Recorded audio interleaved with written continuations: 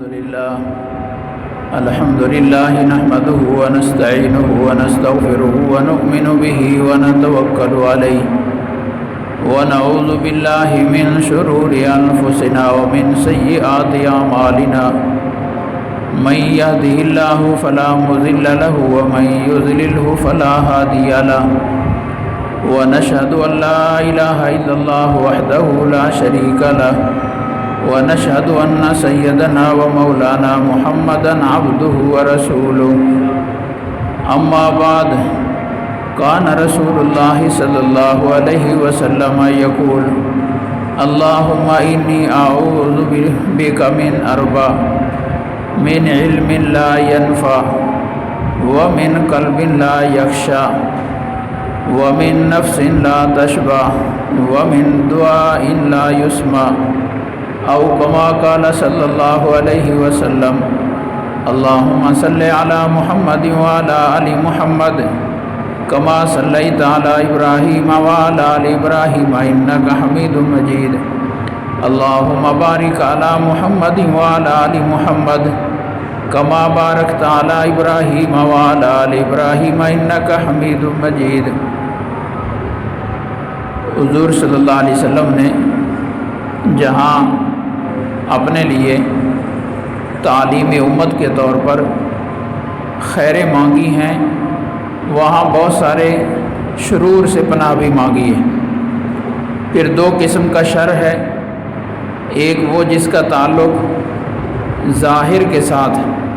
ظاہری دشمن، چھپا ہوا دشمن، اس سے پناہ، اور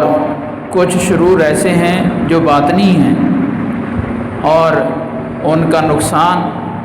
اس دنیا میں بھی ہوتا ہے اور اس دنیا کے ساتھ ساتھ آخرت کا بھی اس کے اندر نقصان ہے۔ ایسے شرور سے بھی پناہ مانگی اور ایسے شرور سے نبی پاک صلی اللہ علیہ وسلم محفوظ ہیں، پہلے ہی محفوظ ہیں، لیکن پھر بھی حضور صلی اللہ علیہ وسلم نے پناہ مانگی اور وہ پناہ بھی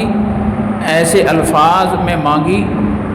جو صحابہ کرام کو سنا کر مانگی ہے۔ تعلیم دینا مقصود تھا کہ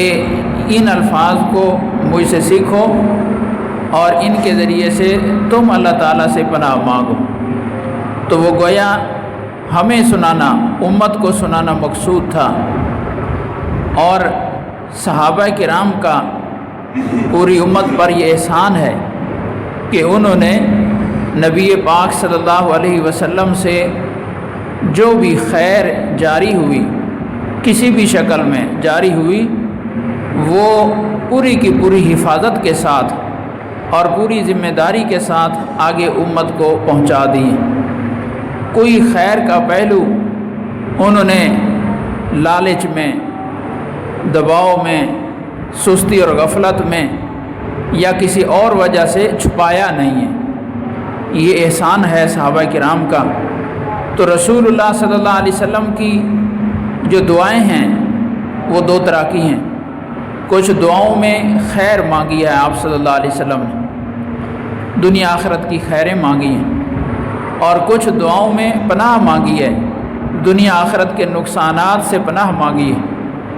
تو یہ جو مختصر سی دعا ہے حضور صلی اللہ علیہ وسلم کی،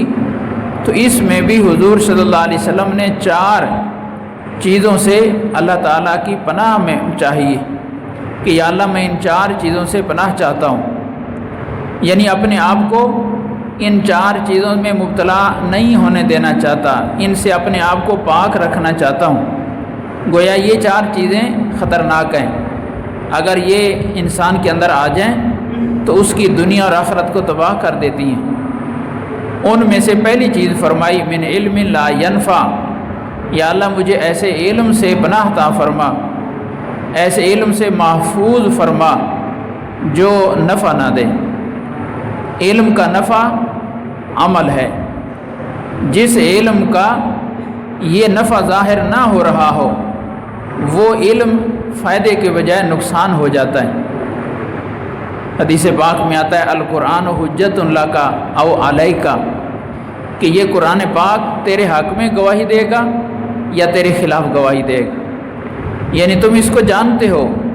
کہ اس کے اندر ان کاموں کے کرنے کا حکم ہے، ان کے چھوڑنے کا حکم ہے، جاننے کے باوجود اس کی مخالفت کر رہے ہو، عملاً اس طرح سے نہیں کر رہے، تو قرآن پاک تمہارے خلاف کھڑا ہو کر گواہی دے گا۔ تو یہ ایسا علم ہے جس نے اس کو دنیا میں نفع نہیں دیا، یعنی اس پر عمل نہیں کیا، تو وہ علم چھڑانے کے بجائے الٹا نقصان کا باعث بن گیا۔ حدیث پاک میں آتا ہے، نبی پاک صلی اللہ علیہ وسلم نے ارشاد فرمایا، میدان محشر میں جو دوزخ میں مسلمانوں میں سے بندے ڈالے جائیں گے 3،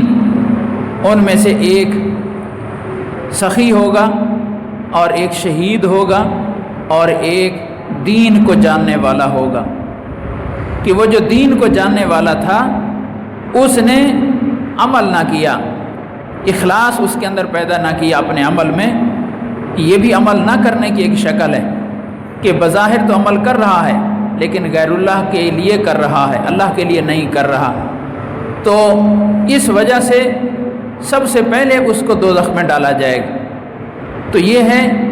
ایسا علم کہ جو انسان کو نفع نہ دے، اور اس کو مجازن علم کہا گیا ہے، ورنہ حقیقت میں اللہ تعالیٰ اور حضور صلی اللہ علیہ وسلم ایسے شخص کو کبھی عالم نہیں کہتے جو اپنے علم کے مطابق عمل نہ کرے۔ وہ اللہ اور اللہ کے نبی صلی اللہ علیہ وسلم کی یہاں جاہلوں میں شمار ہے۔ حضرت سیدنا یوسف علیہ السلام نے جب زلیخا نے اور اس کی سہیلیوں نے مل کر ان کو گناہ کی طرف راغب کرنے کی کوشش کی، ساری جمع ہو گئیں اور ترغیبیں دینے لگیں، تو حق تعالیٰ سے دعا کی، الا تصرف عنی کیدہن اصب الیہن، اللہ میں تیری مدد چاہتا ہوں ان کے خلاف، یہ ساری جمع ہو گئی ہیں مجھے اس گناہ پر آمادہ کرنے پر، اللہ میں گناہ میں مبتلا تو کیا،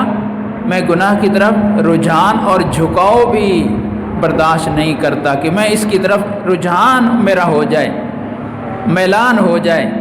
اس جھکاؤ اور میلان سے بھی مجھے محفوظ فرما، اس لیے کہ اگر خدا نخواستہ میرے اندر اس گناہ کا میلان بھی آ گیا تو پھر کیا نقصان ہوگا۔ آدمی جب گناہ کرتا ہے تو فاسق بن جاتا ہے، اس کو گناہ گار کہتے ہیں ہماری زبان میں، عربی میں اس کو فاسق کہتے ہیں۔ تو ہونا یہ چاہیے تھا کہ اللہ اگر مجھ سے گناہ ہو گیا تو میں فاسق بن جاؤں گا، لیکن فرمایا نہیں، وَإِلَّا تَصْرِفْ عَنِّي كَيْدَهُنَّ أَصْبُ إِلَيْهِنَّ، اللہ اگر تیری مدد شامل حال نہ رہی تو خطرہ ہے کہ میں کہیں مائل ہو جاؤں، جھک جاؤں، میرا رجحان اس گناہ کی طرف ہونے لگ جائے، اکم من الجاہلین، اس وقت پھر میں جاہل بن جاؤں گا، یعنی گناہ کرنے کے بعد اب میں فاسق کے بجائے جاہل ہو جاؤں گا۔ حالانکہ نبی یہ وقت ہیں، اور نبی روئے زمین کا سب سے بڑا صاحب علم ہوتا ہے، صاحب عالم ہوتا ہے، عالم ہوتا ہے۔ تو یوسف علیہ السلام کو اللہ تعالیٰ نے خصوصی طور پر جو نعمتیں عطا فرمائیں، وَلِنُعَلِّمُ مِن تَعْوِيلِ الْأَحَادِيثِ، کہ ہم آپ کو خاص علم دینا چاہتے ہیں، لیکن فرما رہے ہیں کہ اگر مجھ سے گناہ ہو گیا تو میں جاہل ہو جاؤں گا۔ تو اس سے معلوم ہوا کہ عالم اللہ کی نظر میں ہے ہی وہی کہ جو عالم ہونے کے ساتھ ساتھ اپنے علم پر عامل بھی ہو۔ اگر عالم اپنے علم پر عامل نہیں ہے تو دنیا اس کو عالم کہے، اللہ اس کو عالم نہیں کہتے، وہ جاہل ہے۔ یہ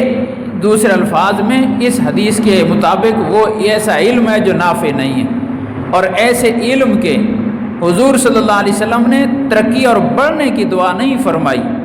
اللہ نے فرمایا وَقُلْ رَبِّ زِدْنِي عِلْمًا، اے میرے نبی صلی اللہ علیہ وسلم ہر لمحہ اپنے علم کی ترقی کی دعا مانگی، رب زدنی علما، کہ اللہ میرے علم میں اضافہ فرما۔ لیکن کون سا علم؟ جو علم اپنے ساتھ عمل کو لے کر آئے، ایسے علم میں مجھے ترقی عطا فرما۔ لیکن جو علم اپنے ساتھ عمل نہ لے کر آئے تو فرما رہے ہیں ترقی تو کیا، جتنا کچھ ہے میں اسے بھی پناہ چاہتا ہوں۔ وَمِنْ عِلْمٍ لَا يَنْفَعُ، ایسے علم سے پناہ چاہتا ہوں جو علم نافع نہ ہو، بغیر عمل والا علم ہو، اور گناہوں میں مبتلا ہونے کے ساتھ جو علم ہو، ایسے علم سے حضور صلی اللہ علیہ وسلم نے پناہ مانگی ہے۔ اور یہ علم صرف دینی مدرسوں میں پڑھنے والے طلباء کو نہیں ہے، بلکہ یہ ہر مسلمان کو ایسا علم حاصل ہے۔ فرق صرف 10 اور 20 کا ہے کہ کسی آدمی کو دین کے 10 مسئلے معلوم ہیں، کسی کو 20 مسئلے معلوم ہیں، ورنہ ایسا کوئی مسلمان نہیں ہے جس کو دین کے کوئی مسائل معلوم نہ ہوں۔ جب ہم عالم کا لفظ بولتے ہیں تو فوراً ذہن دین پڑھنے اور پڑھانے والے علماء اور اس کی طرف دینی مدارس کی طرف جاتا ہے کہ یہ بات ان کے لیے کہی جا رہی ہے، حالانکہ ہر آدمی ایک درجے میں علم رکھتا ہے، لیکن دیکھے کہ جتنے مسائل مجھے معلوم ہیں ان معلوم مسائل پر میرا عمل ہے یا نہیں۔ مجھے معلوم ہے کہ میرے اوپر نماز فرض ہے، اور مجھے معلوم ہے کہ نماز جماعت کے ساتھ واجب ہے، مجھے معلوم ہے کہ نماز میں خشوع خضوع ہونا چاہیے، اللہ کی طرف دھیان ہونا چاہیے، ان چیزوں کو میں جانتا ہوں۔ مجھے معلوم ہے بد نظری حرام ہے، مجھے معلوم ہے پڑوسی کو تنگ کرنا تکلیف دینا حرام ہے، مجھے معلوم ہے کہ ماں باپ کی نافرمانی حرام ہے، مجھے معلوم ہے کہ میری اولاد کے بیوی بچوں کے میرے اوپر حقوق ہیں اور ذمہ داری ہیں۔ کتنی ساری باتیں ایسی ہیں جو ہر مسلمان کو معلوم ہے۔ تو یہ ہر مسلمان کے پاس وہ علم ہے کہ اگر اس علم پر عمل کر رہا ہے تو مبارک ہے، یہ علم نافع ہے، اس علم کا بھی ثواب ہے، عمل کا بھی ثواب ہے، یہ علم اور عمل دونوں ہی نافع ہیں۔ اور اگر اس کے مطابق عمل نہیں کر رہا تو یہ وہ علم ہے جس سے نبی پاک صلی اللہ علیہ وسلم پناہ مانگ رہے ہیں، یعنی یہ وہ علم ہے جو الٹا چھڑانے کے بجائے پکڑانے کا باعث بنے گا۔ کہ جانتا تھا مسئلے کو کہ نماز فرض ہے پھر چھوڑ دیتا تھا، جانتا تھا مسئلے کو کہ زکوٰۃ فرض ہے پھر نہیں دیتا تھا، جانتا تھا مسئلے کو کہ رشوت اور فراڈ اور سود حرام ہے پھر مبتلا ہوتا تھا، تو جاننے کے باوجود اس گناہ میں مبتلا تھا۔ یہ علم غیر نافع ہے جس سے نبی پاک صلی اللہ علیہ وسلم پناہ مانگ رہے ہیں۔ تو من علم لا ینفع، اے اللہ مجھے ایسے علم سے پناہ عطا فرما جو نفع